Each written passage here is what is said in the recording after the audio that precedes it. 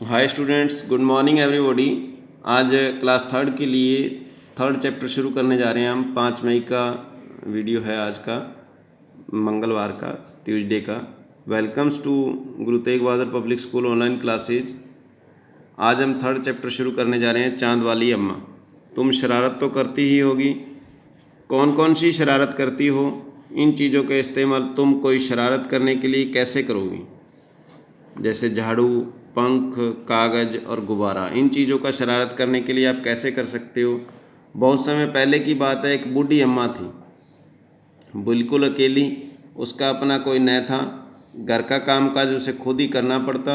सुबह उठकर कुएं से पानी लाना, खाना बनाना आदि।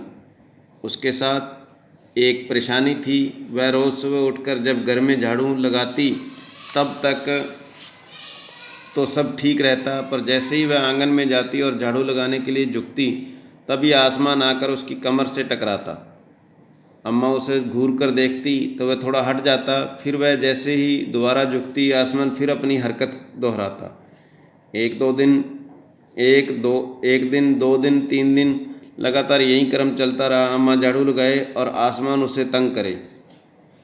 एक दिन कुएं पर पानी भरने को लेकर अम्मा का किसी और से झगड़ा हो गया। अम्मा ज़रा गुस्से में थी। वह झाड़ू उठाकर आंगन में गई और जैसे ही झुकी, आसमान ने अपनी आदत के अनुसार उसे फिर छेड़ा।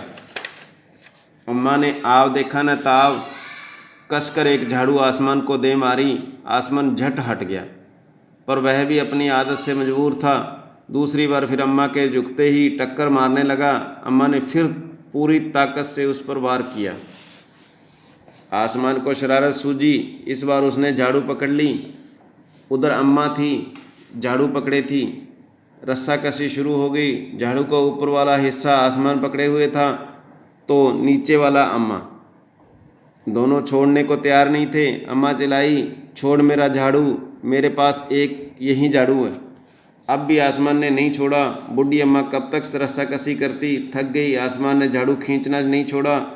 अब वह झाड़ू के साथ ऊपर उठने लगा। उसके साथ साथ झाड़ू पकड़े हुए अम्मा भी ऊपर जाने लगी। वह चिल्लाई, मुझे नीचे छोड़ दे। आसमान ने कहा, अम्मा अब मैं तुम्हें नहीं छोड़ूंगा, ले चलूँगा ऊपर, वहीं झाड़ू लगाना। अम्मा अब झाड़ू नहीं छोड़ सकती थी क्योंकि वह बहुत ऊपर पहुंच चुकी थी। तभी उसे वहाँ चांद दिख गया। जट अम्मा ने पैर बढ़ाया और चांद पर चढ़ गई, पर झाड़ू नहीं छोड़ी।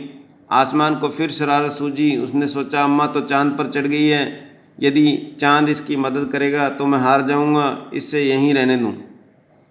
ऐसा सोचकर उसने झाड़ू छोड़ दिया। अम्मा झाड़ू से ही चांद पर रह गई। वह इतनी थक गई थी कि झाड़ू पकड़े पकड़े ही चांद पर बैठ गई।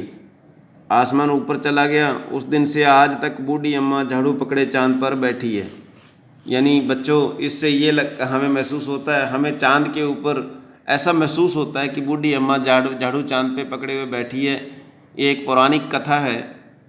तो इससे हमें यही सीख मिलती है कि चांद में भी जीवन है, परंतु एक पौराणिक कथा के अनुसार इसको जोड़ा गया है।